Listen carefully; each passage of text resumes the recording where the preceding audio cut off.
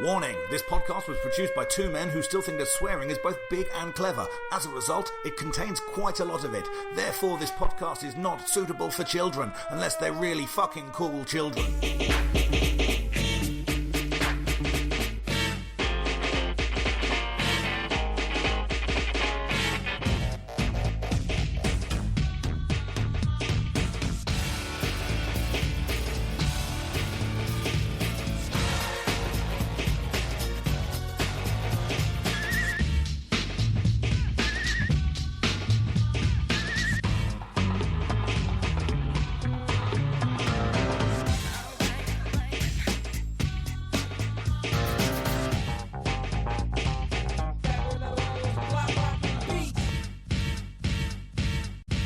Yes, people, it's Dave Fensom here with another episode of Pop, Collaborate and Listen. As always, I am joined by your main man, Mr. Krista Greer. Good evening, everybody. And a good evening it is. A good evening, yes, indeed. Yeah, no, sorry, this is a little bit later than we had initially thought. We got together to record it, and then shit happened, and we couldn't get it done. So we are, a little bit tardy in it, but we are now back with an actual episode. Yeah, fucking shit happens, man. It's the way it goes. So, look. Thank you, first of all, for everyone that checked out the last episode. Mm-hmm. We are here today to talk about Ace of motherfucking Base. Ace of Base. Yeah, no, I mean, that's kind of peak 90s pop, that really Mate, is. This is peak. This is big cultural pop. Explosion. This is, I mean, this was a big record because there were some fucking big singles off of it. It was huge. And, if we look at it, we're looking at it when it got to number one. And so June of 1994, it got to number one in the UK. And it was number one for 2 weeks. But the version of the album we're looking at and the timing of it, it's all kind of strange because this version is sort of a third amalgamation and just a bastardized version of the original release, which was in 1992. Yeah. And so it came out in 92 to some fanfare, but not much, mostly in Denmark and Germany. It was then repackaged as with a different title. And then it was repackaged with another different title. Yeah. And released in the UK in 94. And that's the one we are kind of looking at here. Yeah, this is a record that record companies have definitely gone all kinds of different angles on to try and squeeze the most pop juice out of it. Yes. And, successfully so. They sold a lot of records. It did, yeah. I mean, so in 92 it came out as Happy Nation. It was repackaged in 1993 and was called The Sign because the single came out. And the USA were like, all right, well, we're not going to do anything new. Just stick The Sign on this and we'll retitle it. And then it was retitled Happy Nation US version to release in Europe in 94, and it sold a ton. Because they eventually got whatever marketing thing right, and it went absolutely massive in 94. And, they did change the tracks quite a bit as well. They did. They took some off, they put different ones on. The plan was apparently that they were going to put out a totally new album in 1994, but Clive Davis, the manager, or the guy who ran the label in America, went, nah, fuck that. Just, put this new single on there, give it a different title. No one in America is going to know. Yeah, absolutely. But it went 9 times platinum in America in 94. It was the best-selling album of the year in America in 1994. And that will show you what a big single or two exactly can do. Exactly, it really does. It's one of the most successful debut albums of all time, if you consider it as debut. So the third iteration. It was the first debut album to produce 3 number one singles on the Billboard mainstream top 40 charts. It was huge over there. It was big enough over in the UK as well. I remember all of the singles. Well, no, that's a lie. I do not remember all the singles. I remember some of the very, very big singles, but there apparently were 6 singles released off this album. So, I mean, I would never have told you that. Not at all. And the weird thing is, I listened to this album quite a bit at the time because a friend of mine liked this record. Yeah. And, kind of just in the midst of all of the stuff that we were liking, was just that was one of his records that he was like, oh, no, I'm into this. I see. So, I was never particularly into it. I never owned it. I never listened to it. But it was on in the background when I was places a few times. You're further ahead than I was because I had never heard this album before at all. Well, I tell you, man, when I went back to it, remembering that I heard it a lot, I expected to remember a lot more of it than I ended up remembering. Oh, really? Was a lot of it not there? I think I white noised it out of my brain quite a bit, to be honest with you. Okay. So, yeah, I mean, neither of us were mad into it at the time. No, I remember the singles, and I do remember enjoying some of the singles that I do remember, and they were the sort of things that crossed over so much. My mum was a massive fan of All That She Wants. Yeah. Right? My aunt remembers dancing in a club in 93 to, The Sign or whatever. Mm-hmm. It wasn't just kiddie pop, it was grown-up pop as well. It was ubiquitous. It was, everywhere. It was such a... there are certain songs that just kind of capture a moment in time that are the soundtrack to everything. They're so ubiquitous. They're so everywhere that, they kind of almost become, you almost wouldn't have been that surprised if someone had played this in an alternative club. Indeed. Because it had that, just with a little bit of a nod and a wink or something like that. It was, it was one of those tracks that kind of crossed over everything. Was it pop? Was it dance? Was it, was it a bit of reggae? Well, there's definitely a lot of reggae influence on here, I'm sure. We love a bit of reggae here. Oh, God, yes. One thing we do have to just set up here and acknowledge is the rumours and the stories that have gone about for a good while now. The scurrilous rumours. Indeed, about Ace of Base being a Nazi band. Yeah. Because we can't not mention it. No. Because we are going to mention it. But for anyone who doesn't know, essentially the story was that one of the members of Ace of Base... By the way, here's the thing. Ace of Base is made up of 4 people. Yeah. Did you know 3 of them were brothers and sisters? No. I didn't know that. I didn't know that. No, I had no idea until I looked this up. So Jonas, Jenny, and Lynn Bergen, they are brothers and sisters. Well. And then Ulf Ekberg was the other member, and he's the one who's got a slightly dodgy past. You say slightly. He's got a pretty dodgy past. This is a guy that was associated with some far-right white nationalist groups, and to be fair, the evidence of him being involved with them seems like it pretty much ends around his mid to late teens. Yes, indeed. So the argument of I was a dickhead when I was young and I grew out of it is kind of, I think, the one that they've put out there, really. Very much. Whenever it's been put to Ulf and to Ace of Base in general, Ulf has said, it's a time in my life I am really not proud of. I made some awful decisions. I am really sorry. He has never said, I was a Nazi. He also did deny it initially. And then and then the photographs. And he did try and kind of completely deny anything to do with it until evidence. I thought he didn't. He said, "Oh, that's a time in my life I don't like to think about." Well, I think he said, "Oh, I was never a member of this group," and then there was Then there was like physical evidence, like paperwork of him being a member of that group. He was in this old band were called Commit Suicide, and in this original article, they were said to be a Nazi band. He says they were just like a skinhead band, and so some of the songs that were attributed to them weren't actually Commit Suicide songs. He said, no, that was a different band. I wasn't in that band. But it's impossible to know for sure because it was like the far-right label who put the record out. They say, oh, no, it definitely was. I'm not letting Ulf get away with saying he was never part of our scene. But they're also Nazis, so how do you believe? Exactly. Exactly. I listened to 3 hours worth of podcasts by this podcast. They're called Unsung Podcast. They did a really good 2-episode show on this, whether he was a Nazi, whether he had a Nazi past. And the conclusion they came to as well was he's got a shit past, but he's not that person anymore. It was him being a bit of an edgelord when he was young. He fell in the wrong crowd, and it's not what he went on to do, and therefore it's also not what Ace of Base are, because Ace of Base were a thing before he joined. Yeah. He doesn't write the lyrics, really. He's one of the producers.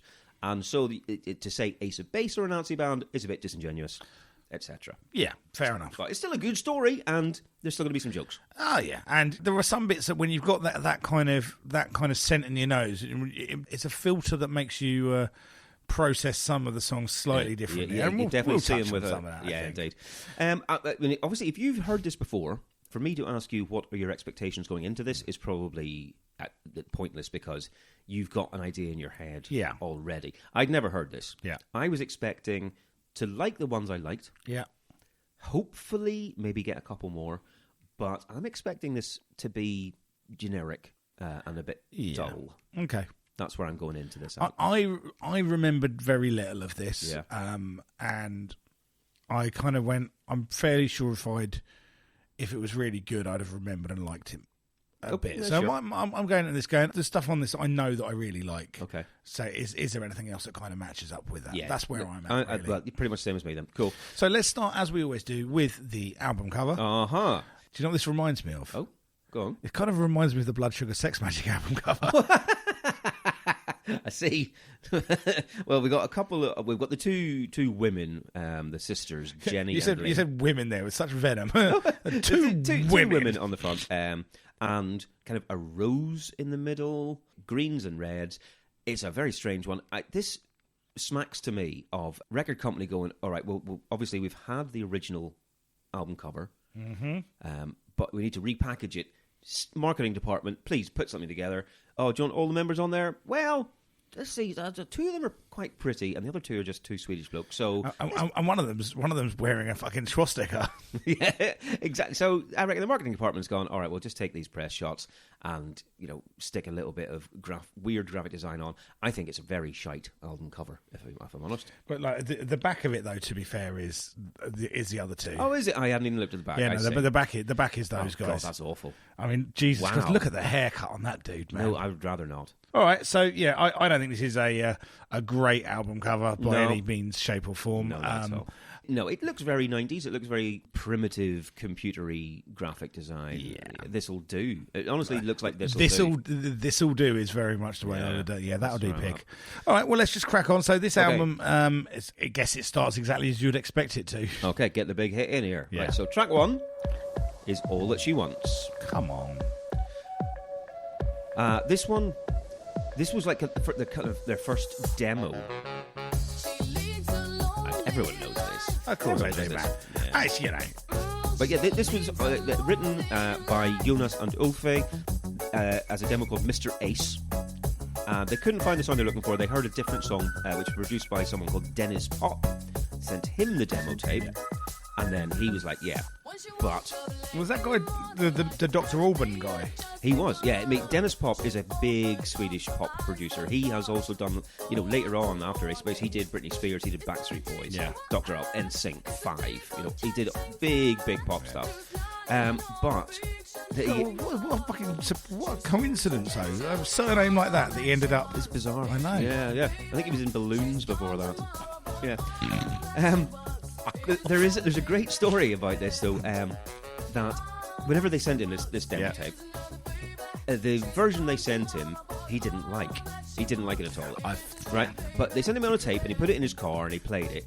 And then his car stereo malfunctioned. He couldn't get it out. Yeah. And so he could only listen to that as he drove around. And apparently the more he listened to it, he saw potential and was like, oh, okay. And so if he hadn't had a shit car stereo, this might never have been a hit. Amazing, mate. Yeah. And how many of us...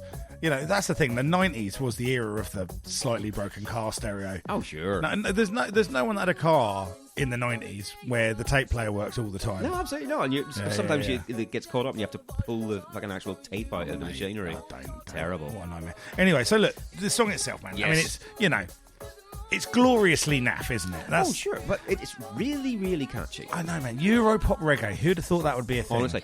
Well, who would have thought, for Swedes... they're the third most, the highest selling Swedish band after ABBA and Roxette. Yeah. Who would have thought that the third one would be, well, we got big because we put reggae into it? I know, man. Yeah. But, it's got this kind of shuffly little skanky break in it. The very, very super farty sax. That parpy. Oh, mate. The Johnny Fart Pants Ridiculous, sax. Yeah. There's some insane parpiness on that synth bass. And apparently as well, the demo version was in a major key, but this bit's ridiculous. it really is. But then Dennis Pop was like, "Oh, we should try this in a minor key, see how it goes," and it works so much better as this minor key song. I think this is a really, really good song. I'd quite like to hear the major one, true enough. So lyrically, it's about a predatory, promiscuous woman. A slag, God. right? Oh yeah, indeed. Slag. Is that the Swedish word for it? Slag. Slagen. Let's not do the voices. It's Okay, not no, with the true. Nazi overtone. Yeah, fine, okay. To turn it the fucking, do you know what I mean, Hitler Youth. Hit Parade Youth. That's what we could call them. The Hitler Youth. Fucking hell. The hipster youth. Yeah. I mean, it's... It is, well, it's slut shaming in 1993. Yeah. Yeah, it's because it is. It's about a woman who's going, all I want is a good time. Yeah. You know, I don't want to settle down. All I want is another baby. I admit, whenever this first came out, I didn't listen that closely to the lyrics. And I was like, oh, well, she wants to get pregnant. Yeah, that's she what wants I another thought. baby. Which is one interpretation, but it doesn't fit. Yeah, well, I mean, that's where the racist interpretation comes from, because you go, oh, it's just an immigrant that wants to get a baby so she can live off the system, and I think that was in the thing. It's, you know, indeed. But you know, this song is the very definition of a, you know, if you believe such things exist, a guilty pleasure. I don't have an awful lot of guilt about liking it, to be honest with you. No. But it's got hooks of steel, man. You can't fuck with it. Oh, really has. Really has. You know, it is an undeniable song. It's like, you can say this is a shit song right up until the point that you can't stop singing it. And I've had this song going around in my head for weeks. Indeed, and this is now 30 years on from this album, and I bet you 18-year-olds still know this song because it has been perennially played. Yeah, man. It's huge. It's a big pop classic. It got to number one everywhere. It was number one in like 13 countries. It sold 3.5 million copies, this song, and it is still played today. And I think it probably influenced a lot of other acts who wanted to go, oh, we'll stick a reggae beat on, shall we? Oh, yeah. So thanks for that, Ace of Base. Cheers, mate. Yeah. So, you know, I think we're one for one. No surprises. Track one on the album, that's exactly what you want. You'll get the big hit in. Everyone knows that, and you're instantly into the album. Right, so let's do track number 2. Okay. This is Don't Turn Around. Right, yes. So this sounds like if the specials had come from Gothenburg. I'll be up for that. I like it.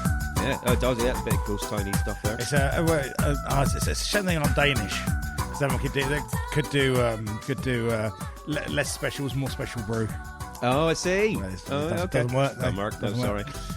Right. Okay. So obviously, best known as an Aswad song, probably for most people. Absolutely. Yeah, Aswad had a hit with this in 1988, and I remember that. But it was written by Albert Hammond, who is the father of Albert Hammond Jr. from the Strokes, and Diane Warren. Diane Warren, the queen of the Hands Aloft ballad. Oh yeah, exactly. You know, whenever you're listening to Aerosmith do, I Don't Want to Miss a Thing, you're listening to Diane Warren in Ex-Chelsea. It's fucking amazing. But it was originally written for Tina Turner, and it was a Tina Turner B-side from 1986, and her version is really good on that. I've never heard that. See, where were you on the Aswad version? Terrible. I thought it was. I really didn't like it. See, I really like the Aswad version.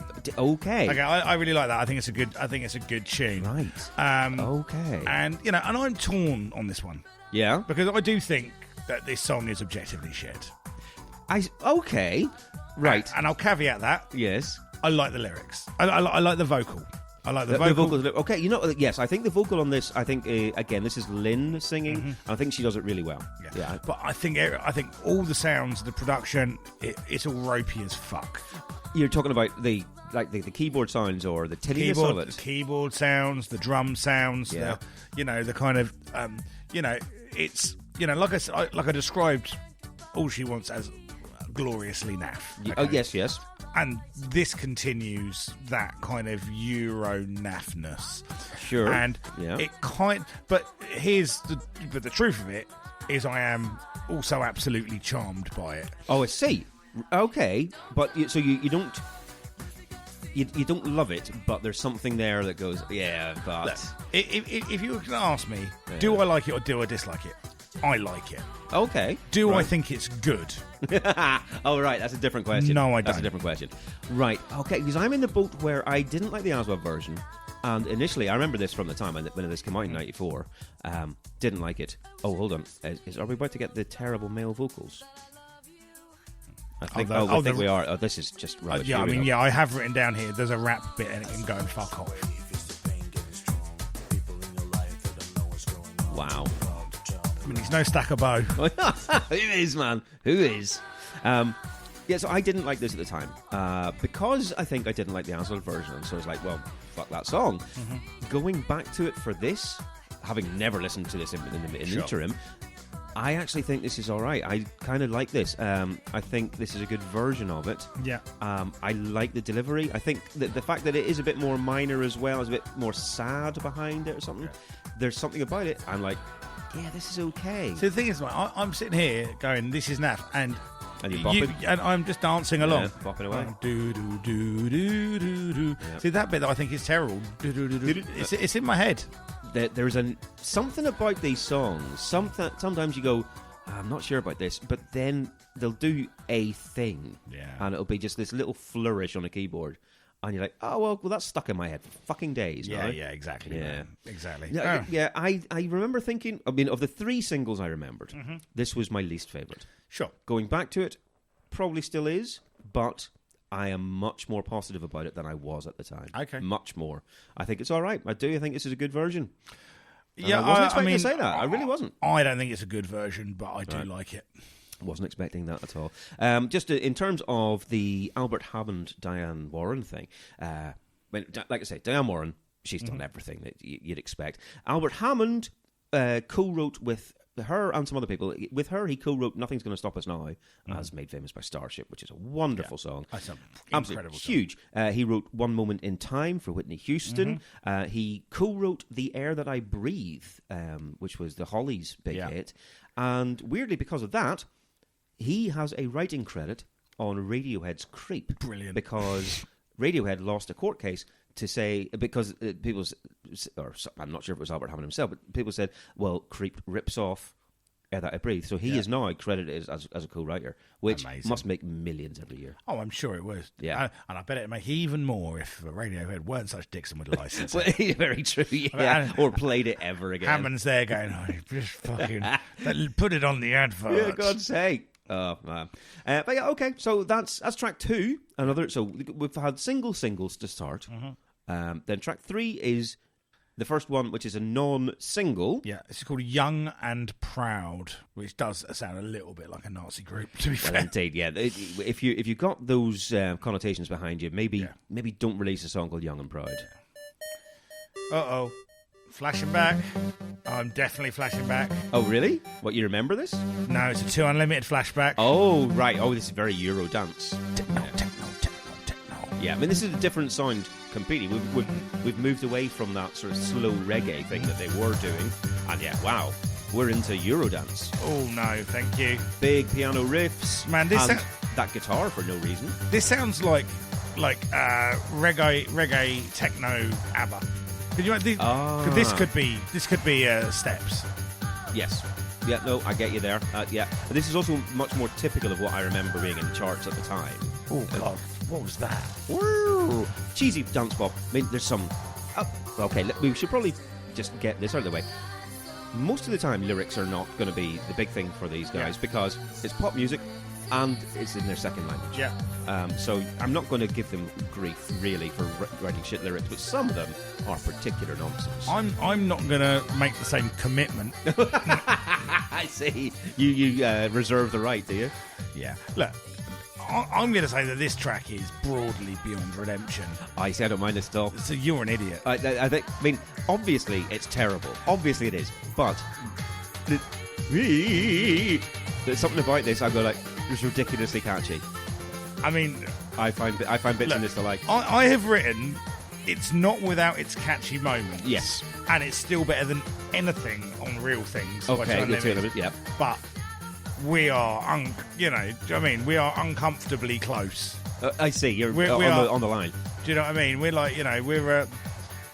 We haven't crossed between. We haven't crossed into East Berlin across the wall just yet. Okay. But there's still a chance you're going to catch a stray bullet. Do you know what I mean? Okay. All right.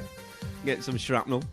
Yeah. But you telling me that the lyrics, anyway, you do it wrong. I'm calling out your name, but you never hear me. Anyway, you do it wrong. I'm giving you my love, though it's never for sale. That does nothing for you, Dave. No. I mean, it does something for me. It makes me angry. Yeah. That's what it does. No, this. Come on, man. No, I mean, this is obviously bad. And overall, I will never listen to it again. I will just preface it that I will never listen to this song again. But having to listen to it 10 times for this sort of thing, there are bits in it that I was able to go, all right, well, okay, this is okay. There's a bit in it. Let me see. That's not good. And do you know what they call that? Stockholm syndrome. Well, yeah, they do. There we are. There we go. Yeah. There's a bit coming up, which is an interesting choice of. Basically, it sounds like the music is deliberately going, like slowing the record down. Yeah.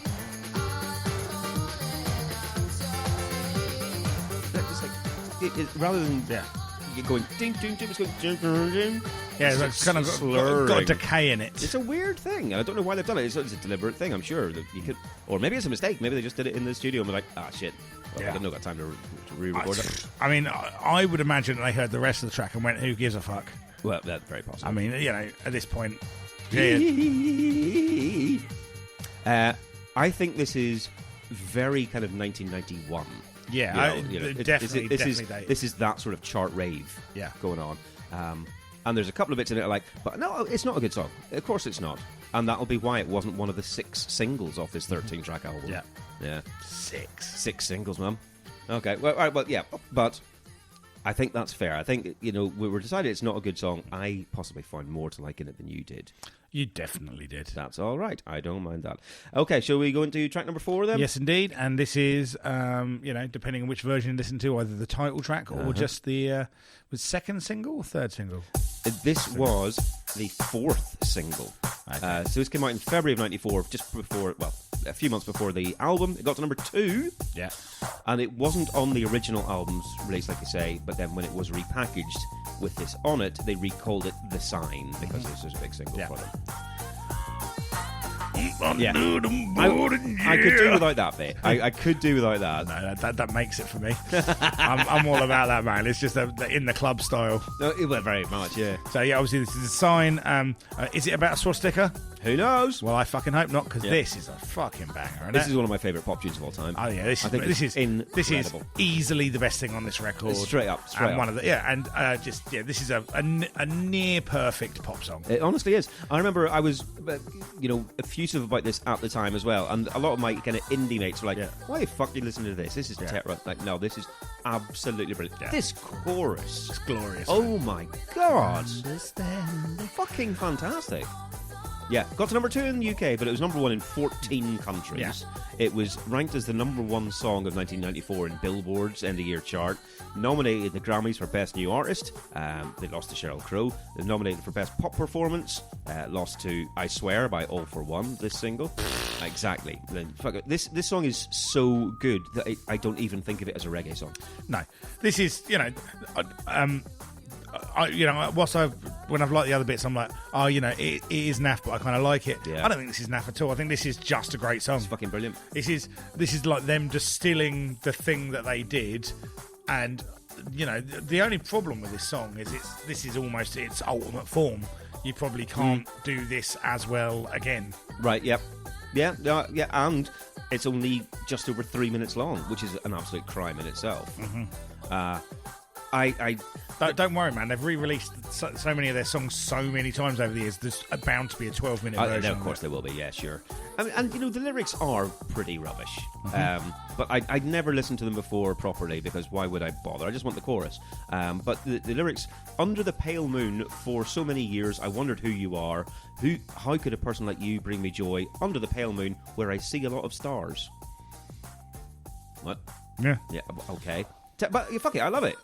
And this is one of the... when it goes up there... Happy now. Absolutely wonderful.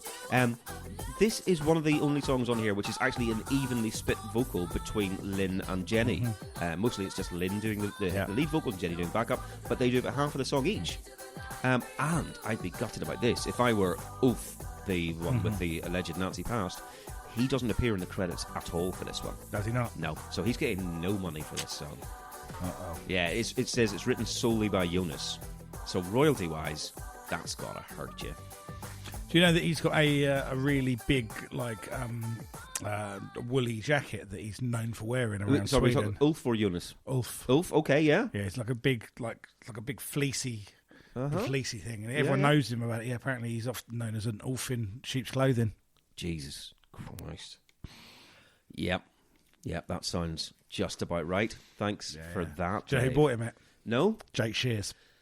Oh, God. Fuck's sake. Oh, this was a mistake. Right. Okay, well, you've just ruined one of my favourite songs with that. That's all right. I think this is one of the best songs of the 90s, to be honest. One of the best pop songs of the 90s. It holds up to this day. Get no argument from me. And the sheer fact that I bought both All That She Wants on day release and this on day release, and I only have this one from my original ones, that says something about, I kept this because even when I was doing my ridiculous clear outs, it was snobby, I don't need this anymore. Yeah. I kept this. Yeah. It's fucking fantastic. Yeah. I love it. Love it so much. It's a great song, man. Yeah. Cool.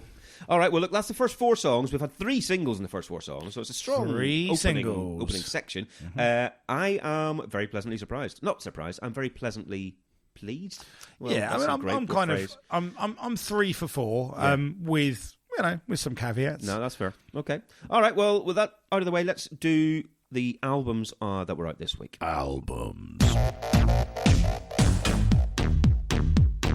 The top 10...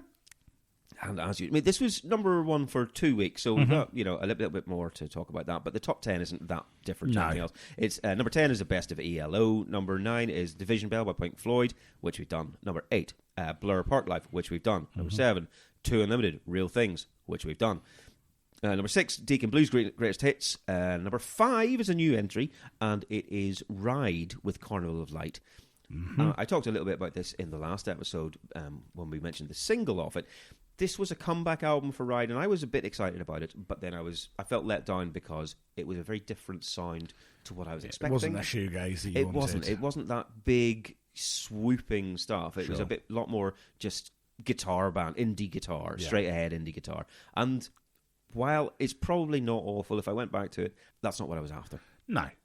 It'd be interesting to hear you reappraise it. Maybe so. Number 4 is Eddie Reader. Self-titled, which is a new entry. Eddie Reader, obviously the singer from Fairground Attraction. And number 3 is Cranberries. Everyone else is doing it, which we've done. And number 2, back up to number 2, is Mariah Carey's Music Box. Still well over a year later. Well over, exactly. That was a monstrous going record. Up and down in that top 10. Mm-hmm. Yeah, much like her vocals. Well, indeed. Yeah. Right. So we've got a few other albums that were out in the time period. This was number 1. We'll start with Little Angels with Too Posh to Mosh, Too Good to Last. Which got to number 18. Yeah, it was a Too Posh to Mosh. Yep. I still remember being embarrassed for my country. 1994, I'm probably listening to loads of bad hardcore records as well, right? And I just remember Too Posh to Mosh. I just remember just being like, is this who we are? Is this who we are as a people? Yeah. For anyone who wants to hear our thoughts on Little Angels in general, feel free to go and listen to the Jam episode that we did. Was that the first album of 1992? 92 or 93. Yeah. Indeed. We didn't particularly enjoy it. I mean, I am not an enormous fan of British Gumby rock. Mm-hmm. I mean, I'm generally not an awful fan of a lot of the Brit rock output of the 90s. Yeah. Sorry, Gaz. I have a particular place in Room 101 for the Little Angels. I see. Anyway, sorry. So These Animal Men released Too Sussed, which got up to number 39. Yeah, so that new wave thing, like bands like Smash and... Exactly. It was just one of those very convoluted music press scenes. Compulsion. Yeah, and I didn't like These Animal Men. I thought a couple of Smash tunes were okay, but These Animal Men, for some reason, they really annoyed me. I thought they were so... It's just like fake. Arch, yeah. They were just putting it on because they wanted to be part of a scene. Yeah. I didn't feel like they meant it at all. Maybe they did, I don't know. But it wasn't for me at all. Suicidal Tendencies released Suicidal for Life, which only got to number 87 over here. Mm-hmm. And I missed them entirely at the time. I mean, look, Suicidal Tendencies, they're a great life experience. Mm-hmm. They're a great 8 to 10 track greatest hits. Yeah. They do what they do. Yes. And if you like that thing that they do, they will do it. You're going to have a good time. Again and again and again and again and again. Sure. And I enjoy Mike Muir stomping around the stage and fucking saying, all I wanted was a Pepsi, just one Pepsi. I enjoy You Can't Bring Me Down and stuff like that. I love Suicidal Tendencies. I am not an obsessive Suicidal Tendencies fan. And let's be real, Suicidal Tendencies haven't put out a good record since probably the late 80s, early 90s. I see, right. So, this one, Suicidal for Life, I imagine was, here's another Suicidal Tendencies record. Oh, no, I don't think that's the way they ever approach it. Oh, no, but I imagine even a fan, surely by 94, would be going, all right, yeah, here's another one. No? No, Suicidal Tendencies, Suicidal Tendencies fans, there are certain bands where it's more like a cult. Oh, what do they call the clown ones? ICP. ICP, yeah. Yeah, right. Like, I'm pretty sure that there are Suicidal Tendencies fans that just listen to Suicidal Tendencies. Wow. Actually, some of them will be like, oh, no, every now and again I'll listen to Infectious Grooves as well. Oh, well, yes. Do you know what I mean? I'll go crazy. Yeah. All right. Well, talking about, bands where fanatics are into them, Helmet released Betty. We got to number 38. Great record, man. Great record. I was just watching a documentary this week on Amazon called Underground Inc. Documentary was made probably about 10 years ago, but I'd never seen, and it was about, they kind of interviewed Pete Mengedi, who was obviously the Australian guy that was a guitarist in Helmet around this that time era, right. Excellent documentary, actually, about the rise and fall of kind of the bands that weren't the Soundgardens and Nirvana, and the amount of money that major labels pumped into them and what effect that had on the scene and what it did in general. Really, really recommend that as a watch to anyone that's kind of that hasn't seen it. It's available on Freevee on Amazon. But yeah, I love this Helmet record. Yeah. It's this obviously I was really into the previous two albums. This is the one that came out when I was already into and went to see him live. Yes, a bunch of times off this record. Nice. Yeah, I think this album still holds up. Obviously, it's got that kind of slightly hip-hop-y production on it. From more so than the other ones, anyway. Yeah, for sure. Yeah. Whereas Meantime was super, super abrasive. There's just something about the way that record sounds, like those visceral.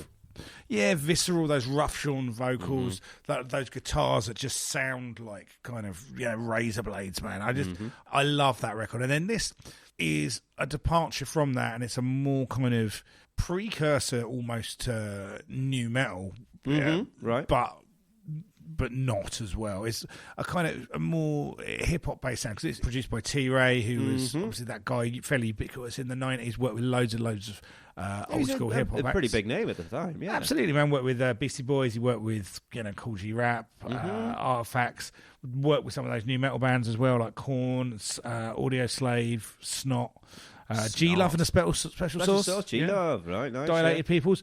Most famously, probably, I Ain't Going Out Like That by Cypress Hill. Yeah, okay, yes. No, I remember his name being associated with Cypress Hill at some point with that, right. But I think Betty's a great record, man. You got Wilma's Rainbow still holds up, Biscuits for Smut, Milk Toast. Of course, Milk Toast. Forgot about that. Milk Toast. The two different the song that's got two different spellings, but it's still basically the same song. Oh, right. Because it's spelt one way on the on Betty and the other way on the Crow soundtrack that it's on. Oh, is it? Okay. Yeah. I didn't even know that. Don't know why, but you've seen them play live relatively recently. Did they do a lot of stuff off this album? They played a few bits and pieces. I mean, I think they probably played a couple less than they would have done, because they're just.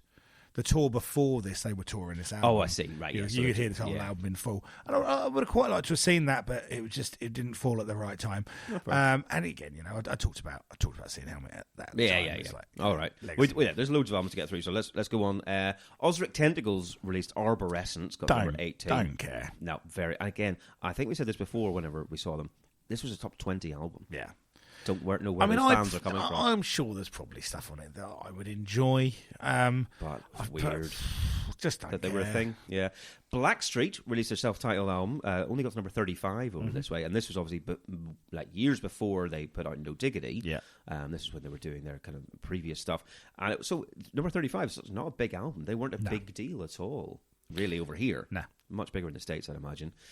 Da Brat released Functified. I mean, I remember Da Brat being a thing, but I don't remember any Da Brat songs. Couldn't tell you one. No. MC 900 Foot Jesus put out One Step Ahead of the Spider. And I remember the name, and I remember a couple of tunes, but it was always, that's that weird guy. Yeah, it was vaguely industrial, wasn't it? No, I think it's just more on that kind of Justin Moorfield hip-hop tip, where it's just a bit psychedelic, a bit strange. Okay. I don't know why I always put them in with like kind of KMFM, Oh, no, it's not like that. No, it's more hip-hop than that.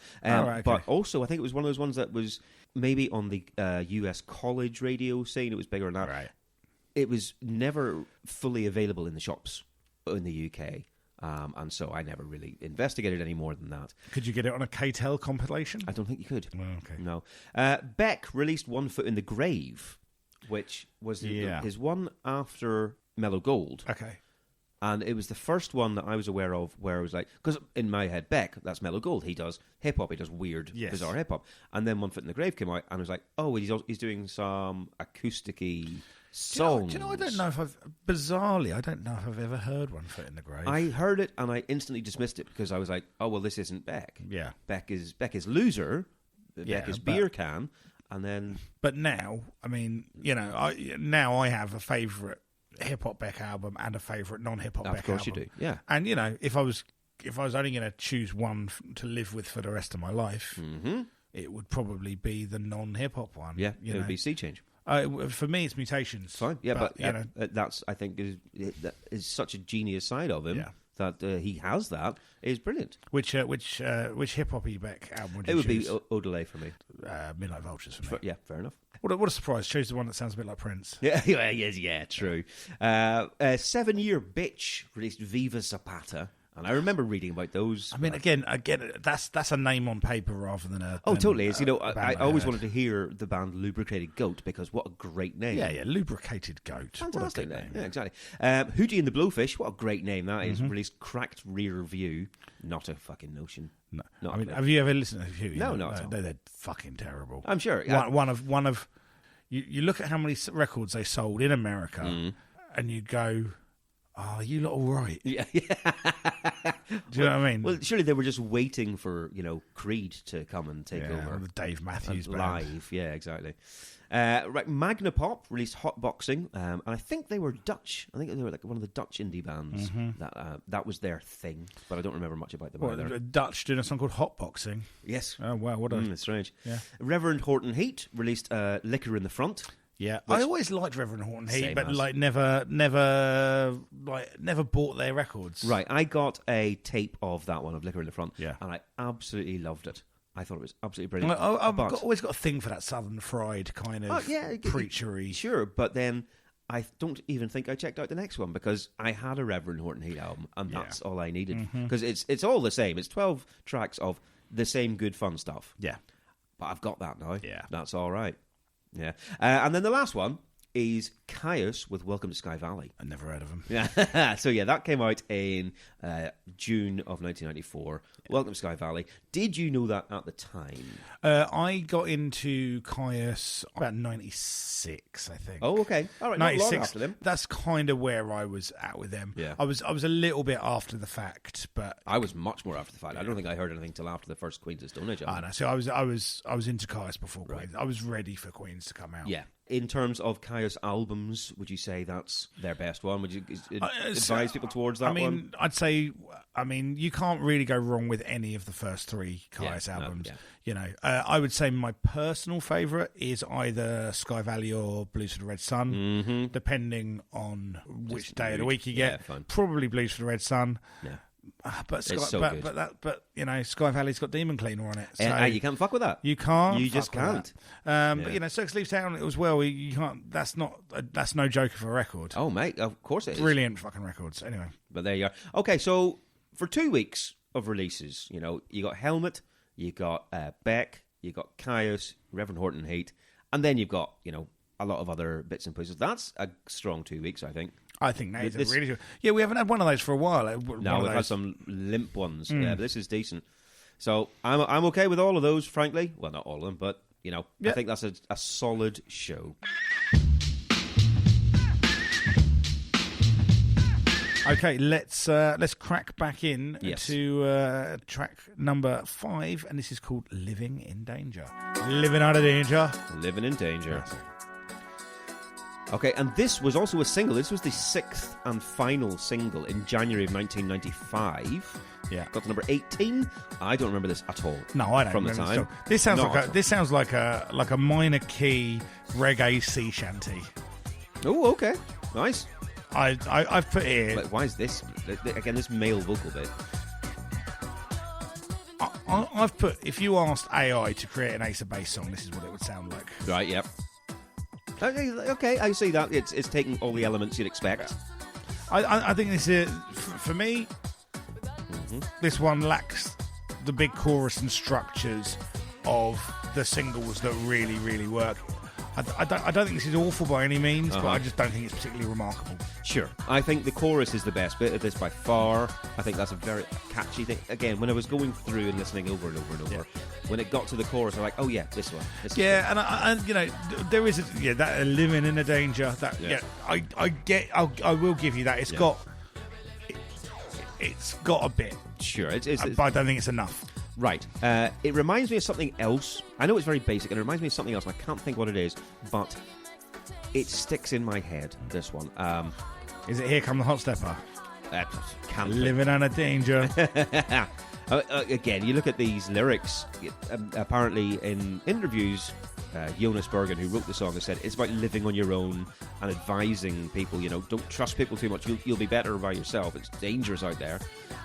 But Jenny, who sings it, has described it as being about social pressure to engage in dangerous behaviours like smoking and drinking. Like, careful, Swedish kids, don't smoke and drink. Yeah. It's bollocks in terms of lyrics. But it's got that. I hate that. That phased vocal underneath. It's a strange one. And it's got the same thing. It's got the reggae beat. It's got that whistling bit in the background, which apparently all songs I have to have in this album. But it is a bit flimsy in general. Yeah, I don't think it's any good. No. Weirdly, in 2003, apparently Q magazine included this in their 1001 best songs ever. That's a lot of songs, I'll give you that. But I don't think it would make anyone else's 1001 best songs ever. Who was compiling the list and how were they related to yes, a song? Must be, surely. Yeah, weirdly. The video for this is absolute tosh.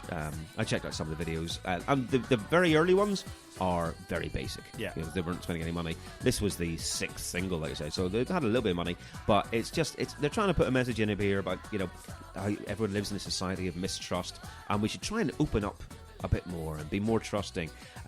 But it's a proper arse video. There's no need for it at all. I like arse videos. Oh, well, true enough, actually. Yeah, Sir Mix-a-Lot has a few of those. Yeah.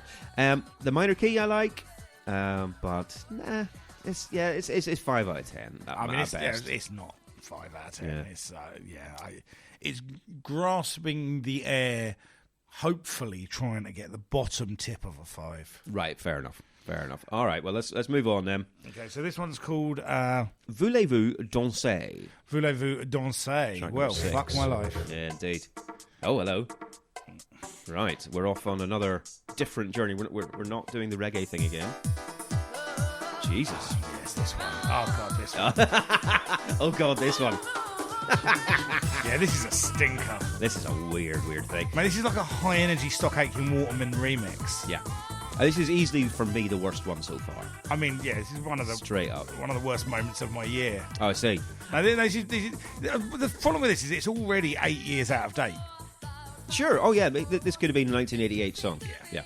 This is like, and it also, it's called Voulez-vous danser, and the chorus is basically Voulez-vous danser with me? Would you like to dance with me? And did anybody request a PG version of the Lady Marmalade song? No. Which was a bit risque because it's Voulez-vous coucher avec moi. No one was going, well, I can't really sing this in front of my kids, so it'd be good if someone wrote a song which is just, would you like to dance with me? Yeah. But this chorus, I don't hate it. It's not awful. I do.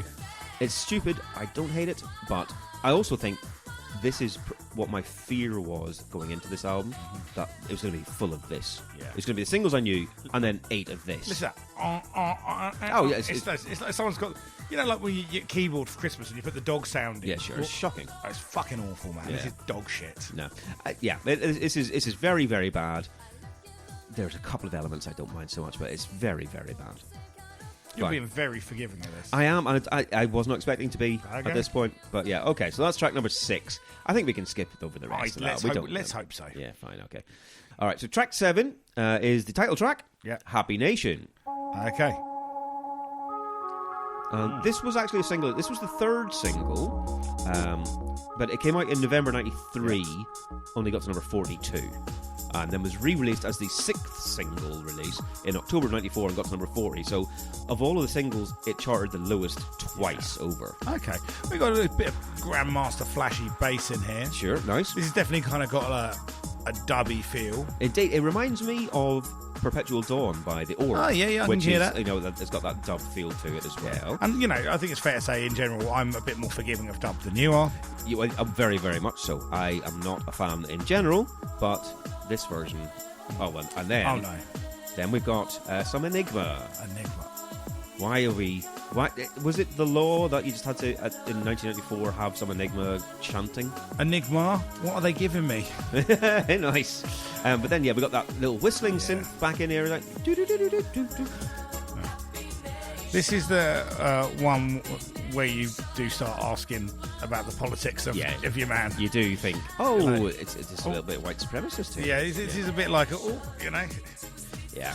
Fear of a Black Planet. Exactly. You get the lines, for the people, for the good, for mankind brotherhood. The dream of the perfect man. Yes. A man will die, but not his ideas. So, like, I kind of don't mind this one. I really like this. I think it's a little bit unremarkable for a title track. For a title track and a single. They released this before they released The Sign. Yeah.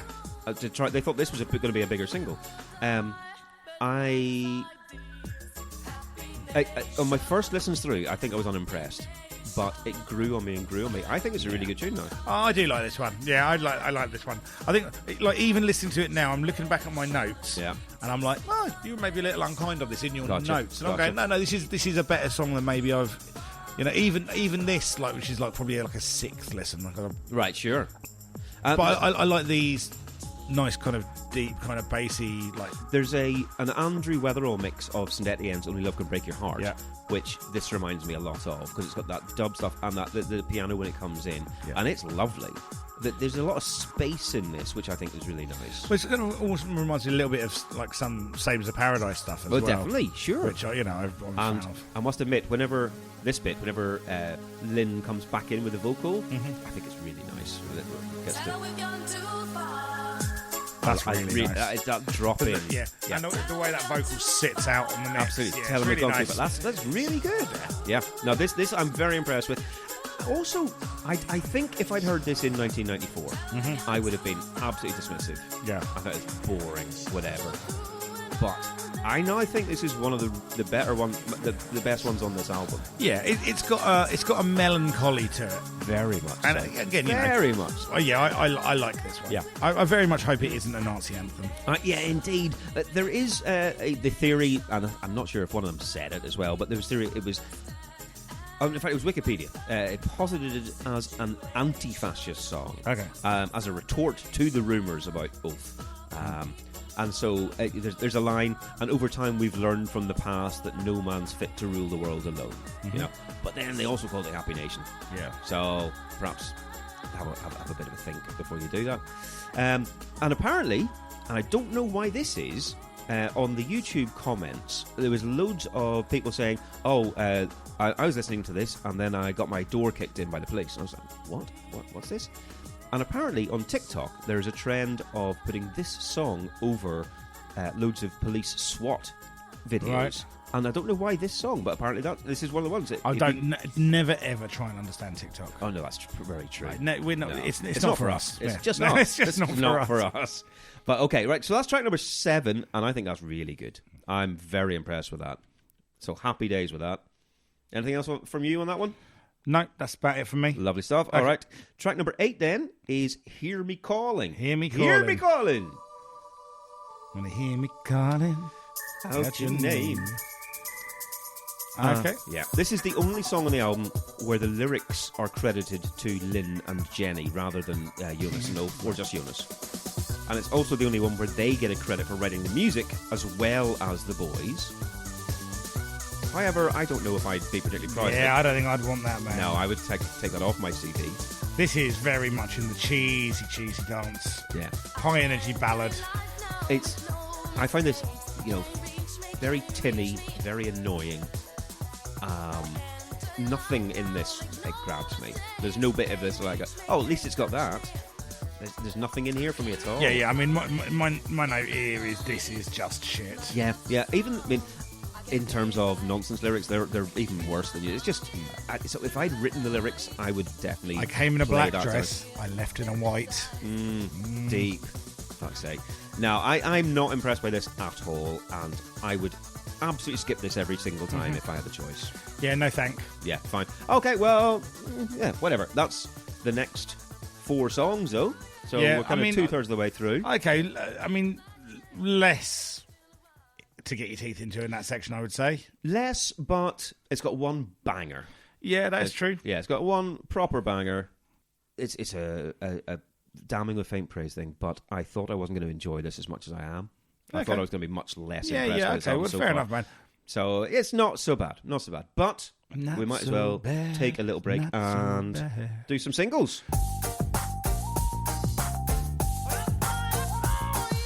The top 10 singles in the week of June 26th to July 2nd, 1994.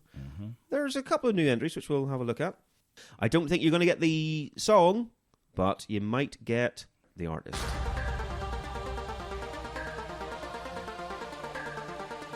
Okay. Right, so generic Eurodance.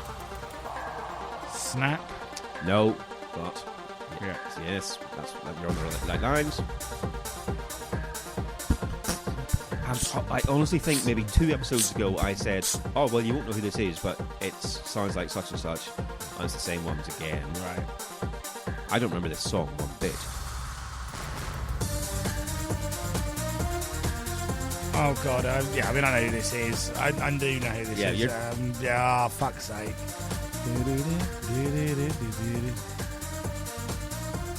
You can almost sing all of their other songs over the top of this. It's called You and Me. That won't help you.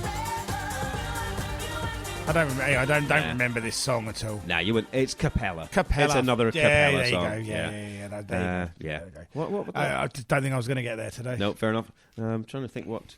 I can't remember what sound effect I've got for you getting it wrong. Hold on.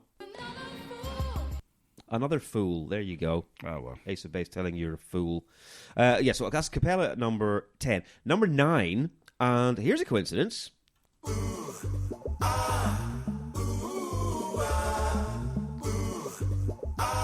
Because we've already mentioned them. Oh, Shine Like a Star. It's Shine by Aswad. Yeah, Indeed it is. Bogling to Aswad. Oh, yeah. So, yeah, Shine by Aswad at number 9. Did you like this? No. I didn't. I'm okay with it now. Okay. I've come to terms with how ridiculously bad this is, but yeah, it's all right. So that's number 9. Number 8 is A Prodigy with No Good Start to Dance. Again, we're doing that in a couple of... Oh, in fact, that's the next one we're going to be doing. Yeah. Lovely. Number 7, and... I mean, you could have a guess at the title of this because it's not dissimilar to their other one, but you should get who this is almost immediately because it sounds exactly like their previous one. It's a Zig and Zag. It's Zagamuffin. It's not Zig and Zag. It is the actuals. It's a reel to reel featuring the Mad Stuntman. Yes, please. And it's called. It's not called We'd Like to Move It, Move It. It's called Go On Move. Yeah. But it is I Like to Move It, Move It. It's exactly the same. Exactly the same. Yeah, the only difference is just doing a different stunt. Right, yeah. Last time he crashed a hang glider, this time he set himself on fire. Good stuff. Yeah. Good stuff. Mad. He's fucking mad. He's so mad. What a madman. Oh, no. Oh, God. He's supposed to fall down the stairs. But he's dead. He's just writing his name in his own shit on the wall. This guy's a liability. Why have you bought him? He's clinically unwell. I don't think that fitted in. Reel to reel featuring the clinically unwell stuntman. Oh no. Oh no. It was just be at the other end of it. It's like, oh yeah, man, I was supposed to crash a car today, but I just yeah. I just haven't got the energy to get up, man. I've had a really hard time lately. Well, she's gone. She's taken the kid. Oh God. I'm just. He's mental. I'm just depressed. Yeah. Right. The sad stuntman. Real featuring the sad month man. Number 6 is Ace of Base with Don't Turn Around, which we've just seen. Number 5 is Dawn Penn, You Don't Love Me, No, No, No. Mm-hmm. Number 4, Big Mountain, Baby, I Love Your Way. Mm. This is a very reggae-heavy chart. Oh, my God, it really is, isn't it? Aswad, reel to reel, a little bit Ace of Base, Dawn Penn, Big Mountain. So we're all getting back to our roots, Hey! our Levi roots. There you go. Yeah. Number 3 is The Grid with Swamp Thing. Number 4 is All for One, I Swear. And number 1 is still Wet, Wet, Wet, Love Is All Around. Jesus Lord. I know. Okay. Other singles that came out in this time period. This one got to number 11.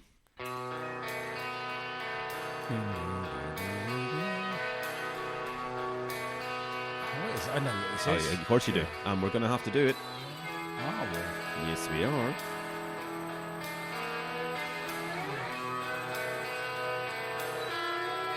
There's going to be... Oh, is it Oasis? Yes, it's Oasis. Yeah, absolutely.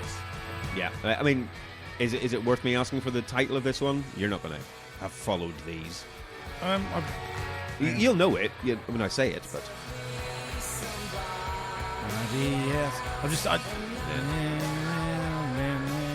I just can't remember which way the chorus goes on this one. He doesn't even say it. It's Shaker Maker. Oh, Shaker Maker. Yeah. So Shaker Maker.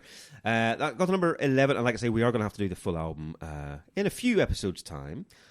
This one got to number 16. I mean, it's called Back and Forth, because I have just said that. Do you remember who did this? Number 16 in 1994. No, I don't remember this. I'll be honest with you. I don't remember this at all. I mean, it's obviously it's got that kind of Jack swing kind of. Yeah. So it's like it's one person rather than a group. Okay, so it's a female vocalist rather than a male vocalist. Yep. Back and Forth. No, I don't know. Aaliyah. Aaliyah. Okay, there you go. I don't remember that one. No, bit. I don't really listen to a lot of Aaliyah. No, not at all. Not at all. Okay, so that was that. This one I don't really remember, but you might. It got to number 24.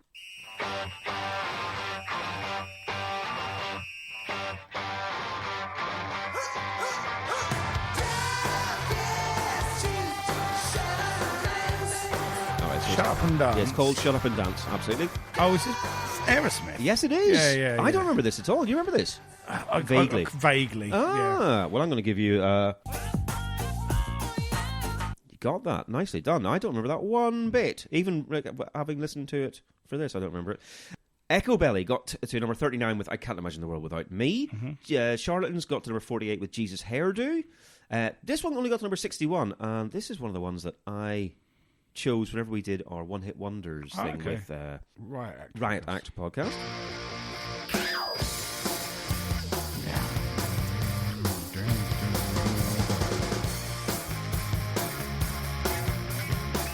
Remember this at all? Yeah. It's, actually, no, hang on. Yeah. It's Cedar by yes. Veruca Salt. Veruca Salt, yes, indeed.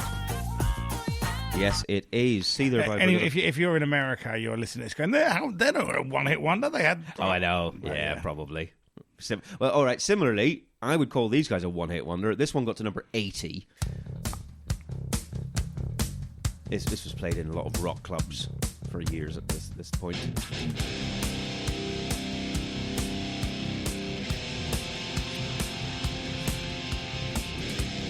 Sounds like Biohazard. It isn't. Oh, no.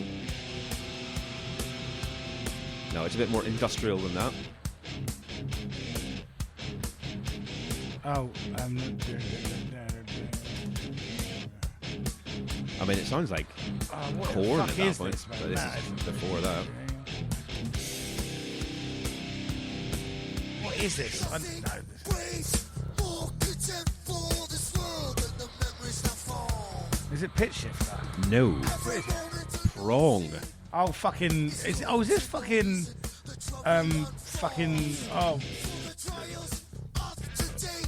It's the only one I know of theirs. Called, man? Cleansing, I know. Yeah, it's on Cleansing. Yeah, what's it called? I should have known this.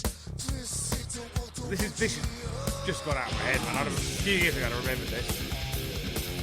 Dun, dun, dun, dun. Oh. Now is it coming? What's it called? Snap your fingers. Snap my fingers. Snap your neck. Fuck my life. Why Yeah, can't I remember come that? on, Dave. Oh, dear. No, Mate, this is why I don't like recording these late at night, because my brain is just it's switched off. It's done a day, and it's like that stuff becomes inaccessible to me. Oh yeah, so that one got to number 80. Snap your fingers, snap your neck. How do I forget that, man? Indeed.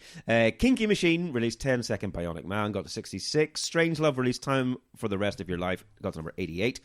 This one I can't imagine you will know, but you might do. Got to number 89. And I wasn't into these guys at the time. I'm not sure if you were aware of them, into them a bit more than me. Here come the Lords, man. Lords of the Underground. Lords of the Underground, yes. Flew On. Right. I love this first round. Oh, fair play. Right, yeah, no, this is Flew On brackets New Symphony by Lords of the Underground. Nicely done, nicely done. All right, I gave you that. I'll give you a... Oh, yeah. Number 15, this got to, and you'll absolutely get this.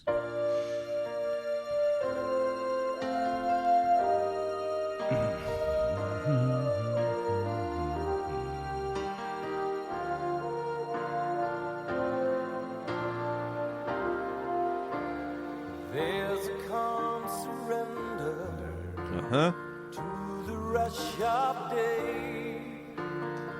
It's on a soundtrack. Yeah. Is it the Tarzan soundtrack? No, that was Phil Collins. This is Elton John. This is Lion King. Lion King, indeed. I can't remember what's the name of the song. Can You Feel the Love Tonight? Can You Feel the Love Tonight? Can you feel That's the one. Can You Feel the Love Tonight? Got number 15. Yeah. You might get who this is, but which song is a bit more tricky? It's L7. It is L7. Yes, straight in with that. Got to number 34. This is Andre. Yes! Yeah. Fucking nice one, man. Wow, I'm impressed. You got that real quick. Andre by L7. Yeah. Off Hungry for Stink. Yeah. That's a great album title as well. How about this one then? See if you get this. This one got to number 35.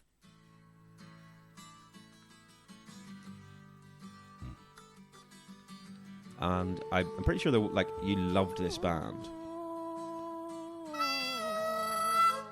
And I would have had them down as a one-hit wonder, but you would have told me off for that.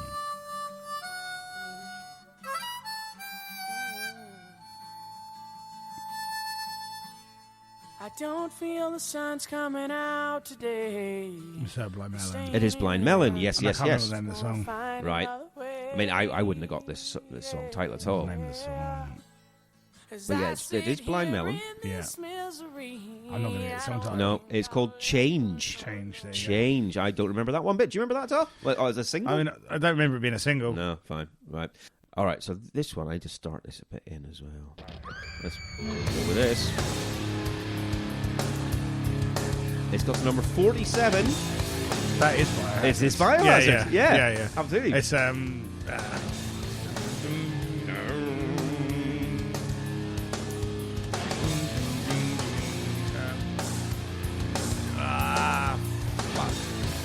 that's how it is. It's the other one. It's this is off that. It's off State of the World Address. I was going to say the word address. Yeah. It's not Punishment. It's fuck. What is this one called? They're about to start shouting something. I know. Of course they are. There you go. No, Hard this isn't on State of the World Address. Oh no, it's the State of the World Address. So I'm thinking. So I was getting State of the World Address and Urban Discipline confused. Ah, right. No, this is Tales from the Hard Side. Tales from the Hard Side. Yeah, there you go. Hard Side. Tales from the Hard Side. Yes. And then we'll do one more. And I had a choice of two songs to play off this because it's kind of a double A side. I've gone with this one. Okay, this is the Root Down EP, wasn't it? It was B-side. It was Root Down, and I know this song isn't Root Down. This is the one with Q-Tip. Yes. 1 2 1 2, keep it on. Does it keep it? No, wait. This isn't Root Down. It's not the Root Down EP. Is it? No. No, you're right. Okay. Oh well. I mean, this is fucking. This will come to me in a second. Okay. But the ass drag your freaky river. Oh, I'm at rock and I talk and I tick and I talk and I can't stop with a body boss. Yep. Come on, get to the chorus. What's it called? Come on. That's rough. To the top of the lust. And my mouth is not blood. You're just singing along to it. Come on. I know. Come on. I'm never gonna get there. Dude, get it together. Thank you. Get it together. There you go. Yes, indeed. It was the other side was Sabotage. This was the Sabotage single. Right. Yeah, Right. Sabotage. Not and this was the one with the Mile What They Given Me sing. no, that was Was that Sure the, Shot. Oh, was that the Sure Shot That one? was Sure okay, Shot. there you go. Yeah. There you go. There you go. But yeah, Fuck, man, even my Beastie Boys knowledge is getting fucked in my damn. brain now. I That's only not got to number good. 19. Did it really? Disgraceful behaviour. Sabotage. You only getting to 19. I know. You don't like Sabotage. Not particularly, no. I fucking love Sabotage. Oh, it's a good tune, and it's an amazing video, but that's why I'm surprised it only got to number 19. It was on TV all the time. Fine. Okay, well, look, there's a really nice mix of singles, I think. There's like a lot in there, you know.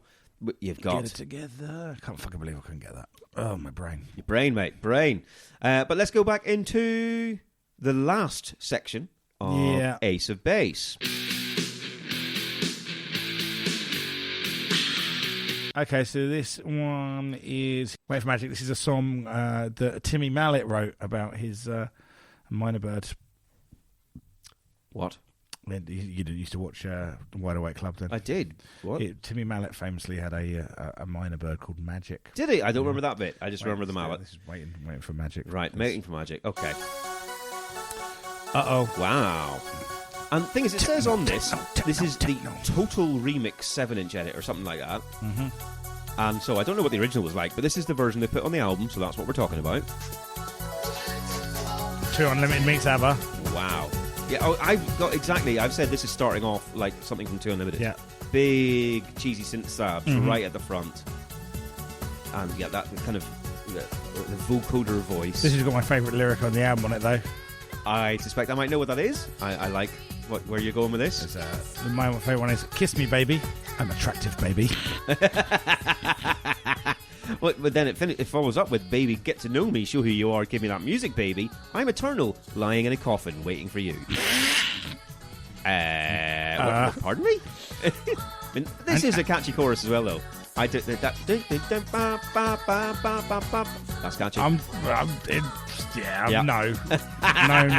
No. Awful. The actual music behind it is dreadful, and I don't understand why they've just gone with that. Did they go? We need some lyrics by lunch. We're recording this. Just do Snow White. That'll do. What? Yeah. Just go ipso. Do you know what I mean? Yeah, absolutely. Ipsum lorem. Yeah. No, I do find this chorus catchy. I find the whole thing a bit strange. But it's got one thing that I'm okay with. It's got that chorus. I don't mind that. I think it's awful. Okay. Well, let's skip to number 10 then. Number 10 is called Fashion Party. Fascist Party. I not even thought of that. I mean, to me, Fashion Party sounds like a 2000s indie band. Yeah. Oh, you're going to see Fashion Party down the Roundhouse? Yeah, sure, man. Oh, hello.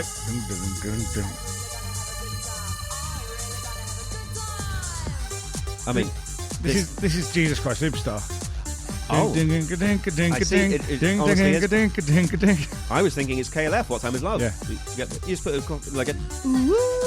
That's What Time Is Love. Techno. I keep doing it. But no, Jesus Christ Superstar as well. Yeah, I think you would need quite a lot of drugs to enjoy this.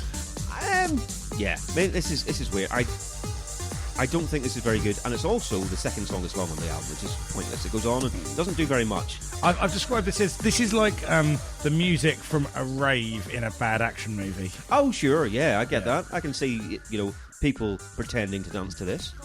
But this is pure KLF. They just ripped it off. Yeah. What Time Is Love? Yeah. Moo. Precisely. Moo. Very good. And there's a shouty bit in it, which is unnecessary.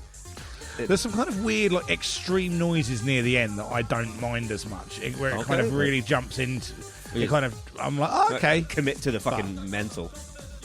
This really is. I hadn't done the fucking What Time Is Love thing, but it really is, isn't it? Honestly, God, it's the only one on the album where only Jonas is credited as producer. Well, the onus is all on him then.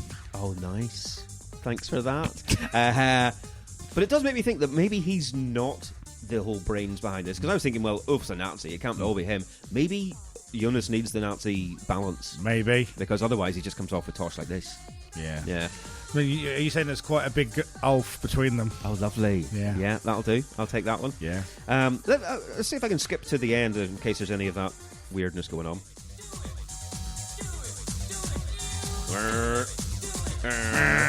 Yeah. Just bizarre.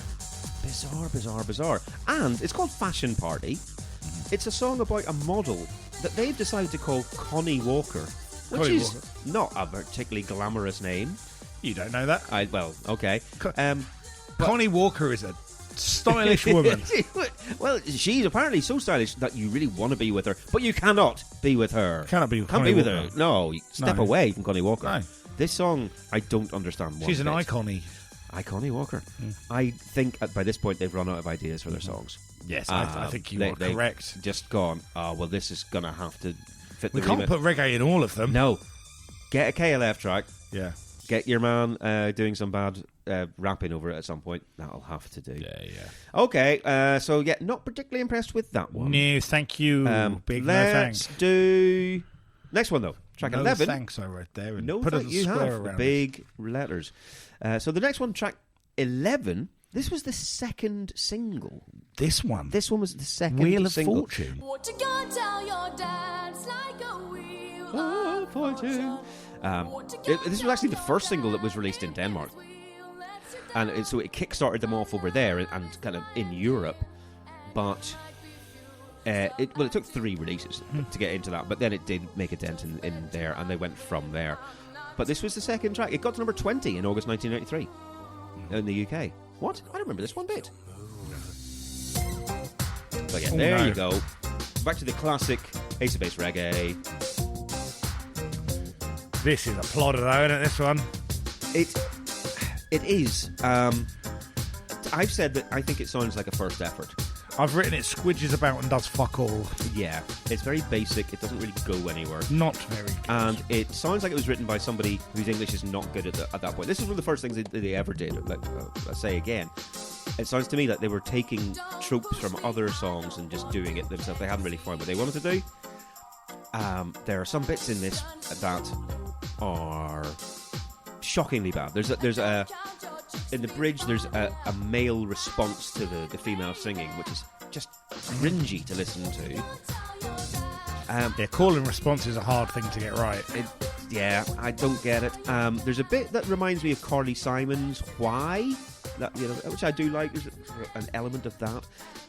But yeah, I don't think it's the worst song on here, but it's got very little to No, it's not the worst, but it's it's probably second worst of the reggae ones. Sure. Yeah, no, I definitely don't get why there was such a second single. No, God, no. No. Oh no. Just sounds like a fucking sex call. Oh, it's disgusting. It's just It's disgusting. even disguising his voice so it can't be caught. That's a fucking rookie error. That Phaser, is. do you know what I mean? No, Yeah. we've all done it, but Yeah, exactly. No, it's a bizarre one. I don't get this. I think it's a strange choice for a single.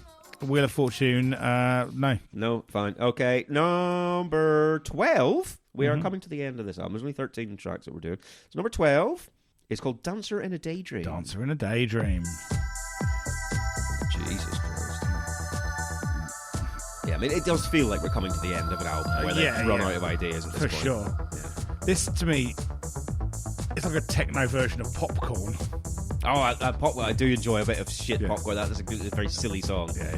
Yeah. Did you know that there's, obviously Popcorn it's got its own sound to it. Yeah. The same people did a version of Apache. Really? Yeah, and it sounds wicked. I mean, it sounds like Popcorn, but with Apache break. Yeah. Fair enough. Yeah. So I've put here, I think this is like relatively dismal until the last 2 minutes. Yes. And then I quite like it. Yeah, it goes a bit fucking wonky after a while. It goes wonky, and then the vocals come back in, and it just kind of, it's pedestrian again. But there is a moment in this song where it kind of comes to life. All right, but let me see if I can skip to that, because this is just generic, no whatever, right? So bit. let's see if I can get to this. All right, let's go from here. So yeah, we're like nearly 2 minutes in. Mm-hmm. We've had this. This is what's happening. I think it sounds a bit like an unfinished demo in general. But yeah, it does then. This sounds like a song they're playing as you walk into a dance club. But this is... Come on. Oh, hello. Hello. Hello, bro.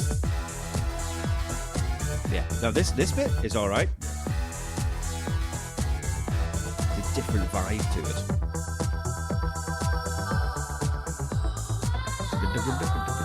And there is a bit. I think it's right at the end. That's the very final line. It appeals to me. It's a line I may start trying to use in day-to-day conversation. Let me see if I can skip to that.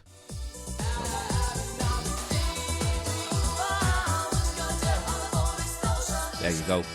What are you going to do? I'm a bold explosion. A bald explosion. A bold explosion. Yeah. What are you going to do with my bald explosion? Like that. There's a question. What are you going to do? I'm a bold explosion. It's like, you've got me there. Yeah, I have no comeback. I've got no insurance against that. No, get a bold explosion. I believe that's an act of God. I like it. I think it's a disarming. If someone tries to mug me, Yeah. it's like, what are you going to do? I'm a bold explosion, mate. Yeah, walk away. I see you've played baldy explosion spoony before. Yeah, very bizarre. Right, okay, move on. Move on. Last track on the album then. And this is, well, it's called My Mind, but it is specifically the Mindless Mix, apparently. So again, I'm assuming that there was an original version, and they decided this was the one that was going to be on this version of the album. So it's called My Mind, but it's mindless. It's just my. It's just my. Okay.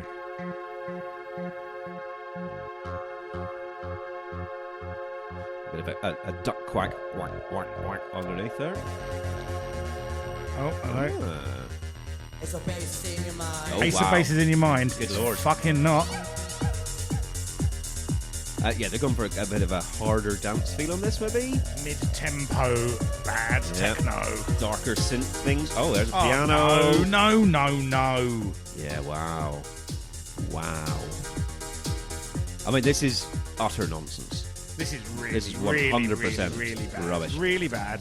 Yeah. Appalling vocals coming in a minute. Yep, let's have a bit of this. Is this... Oh, yeah. Is it Everyone Everywhere, Dance or Fade Out? Is it that? Something like that. I think in their heads, right, they think this is their serious dance tune. This is going to get played in proper, techno clubs. Listen. Yeah. Drama. Everyone, everywhere. Everywhere. Attention. Ace of Base in your mind. Yeah, melodrama vocals. A load of shit. But no, I do think that they were like, oh no, this was the one that we'll send out to the real DJs. They'll get it. They'll realise that we're not just a reggae-pop act from Sweden. No. Yeah. So there's a decent breakdown around 2:20ish. Oh. Dance or fade out. So shit. Are those the two options? Oh my god. Right, 220 you reckon? Here we go. Let's find a bit of that. Quite into that. It's ridiculous. But look, man, look. Let's just give this some context. When we're talking about this type of dance music, Yes. next week we're talking about the fucking Prodigy.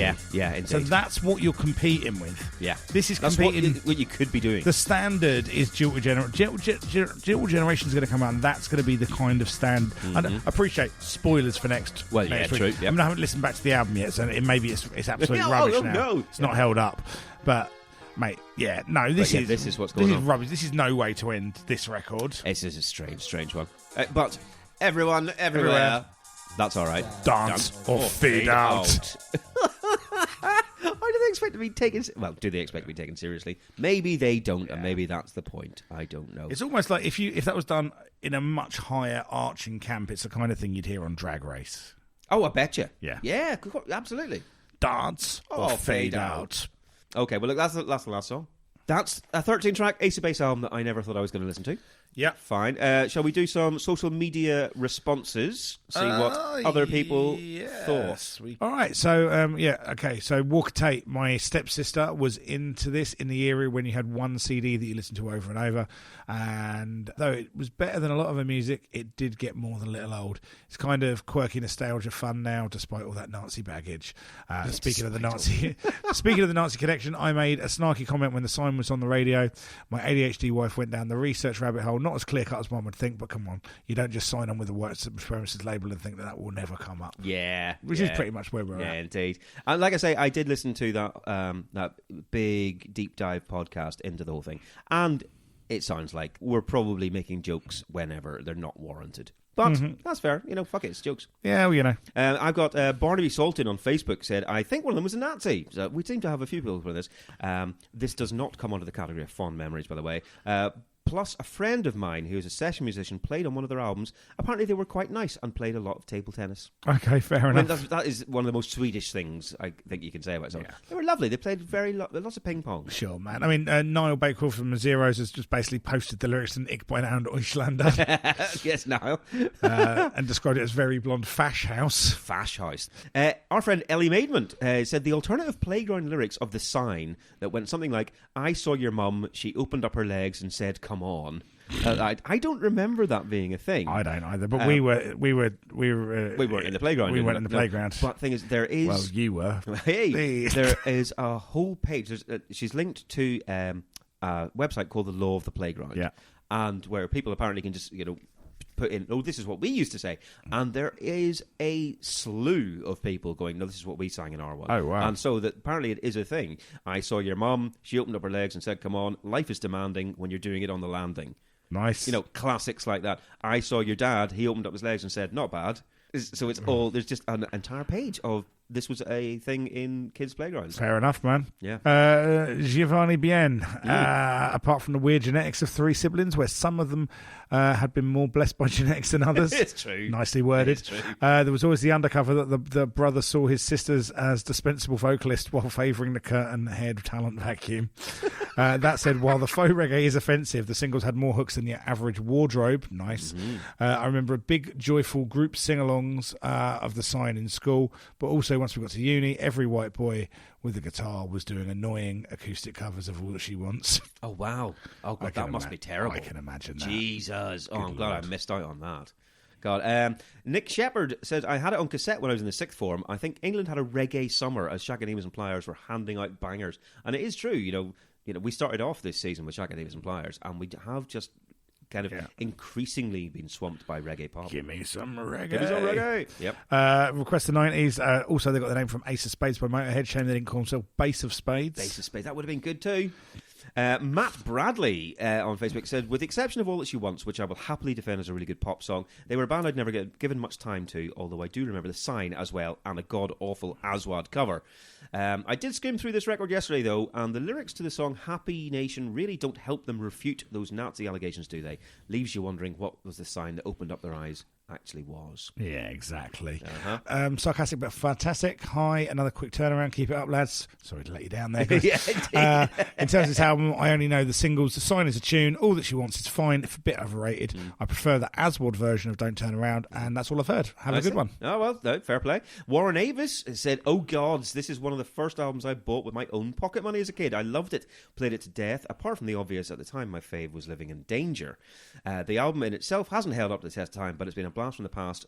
For me, that was a mixed bag of emotions. So he said that Living in Danger he liked, and I did quite like that one. I thought that was a good tune. Fair enough. And also, Cat Rose has said, I had their album on tape. All That She Wants was definitely a summer track. It made me think of waltzers and arsing about in the sun. Happy Nation felt very meaningful, obviously, because it was in a minor key and had Gregorian chants. So to a 12-year-old girl, it was obviously the Holy Grail. However, titles such as Young and Proud and Happy Nation should have been a clue. Yeah, fair enough.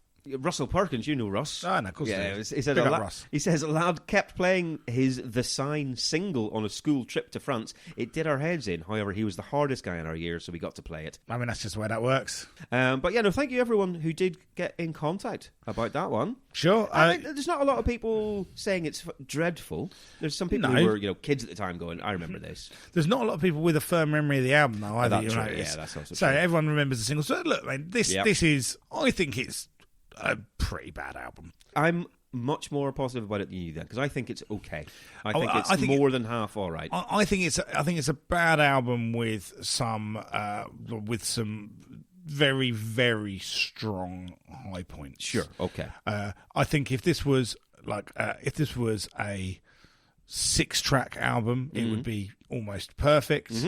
If it was a 10-track album, it would be a decent album. As a 13-track album, it's beyond baggy at that point. Oh, you can trim it. You can take 3 tracks off it very, very happily. I mean, you can take a lot more than 3 off of it. I mean, looking at it, I think there's 4 good songs on it.